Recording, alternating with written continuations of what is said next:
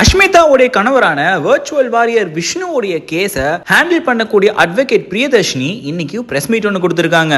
அந்த பிரஸ் மீட்ல அஷ்மிதாவுக்கும் இதுல தொடர்பு இருக்கு அப்படிங்கிற ஒரு தகவலை போட்டு உடைச்சிருக்காங்க. அந்த பிரஸ் மீட்டை பார்த்த உடனே அடடா அஷ்மிதாவா, இந்த பூனையும் பால் குடிக்குமான்னு நினைச்சேன் அப்படிங்கிற மாதிரி இருந்துச்சுங்க அந்த நியூஸ்.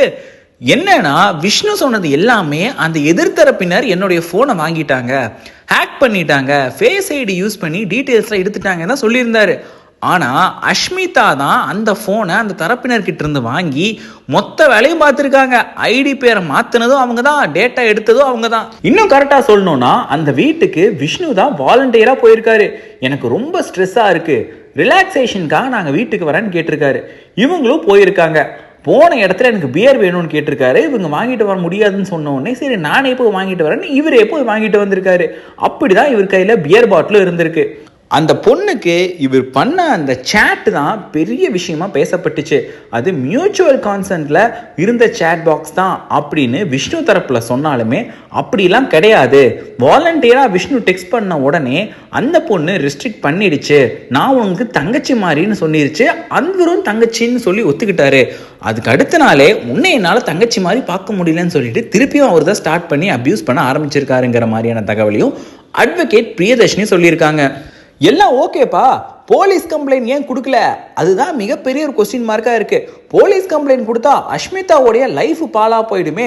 அது மட்டும் இல்லாமல் அஷ்மிதா இந்த இடத்துல நீங்களும் அடிச்சிருக்கீங்க, உங்க மேலேயும் கேஸ் ஃபைல் ஆகும்னு சொன்னாங்க. அதனால அந்த வீடியோ நாங்கள் அஷ்மிதா கிட்டே கொடுத்துட்டோம். அதுக்கப்புறமா அந்த ஹேக் பண்ணது, ஐடி பேர் மாத்தினது, இது எல்லாமே அஷ்மிதா பண்ணதான். அஷ்மிதாவும் விஷ்ணுவும் ஆல்ரெடி டிவோர்ஸ் வாங்கிட்டாங்க, திருப்பியும் பிரிய போறாங்கிற மாதிரி பல விஷயங்களை அட்வொகேட் பிரியதர்ஷினி இன்னைக்கு பிரஸ் மீட்ல போட்டு உடைச்சிருக்காங்க. அட்வொகேட் பிரியதர்ஷினி பேசும்போது அவர் பொண்ணுங்க விஷயத்துல நார்மலாவே இப்படிதான், எல்லா பொண்ணுங்கிட்டையுமே இப்படிதான் அபியூசிவா மெசேஜ் அனுப்பிச்சிட்டு இருப்பாருங்கிற மாதிரி சொல்லியிருக்காங்க.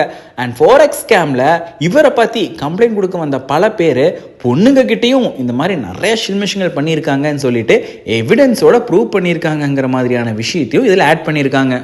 விஷ்ணுவோட வீடியோ ரிலீஸ் ஆனதுக்கு அப்புறமா பல பேர் இந்த பொண்ணுக்கு இப்படி ஒரு ஹஸ்பண்டான்னு சொல்லிட்டு அஷ்மிதா மேல கருணமழையை அப்படியே பொழிஞ்சிட்டு இருந்தாங்க.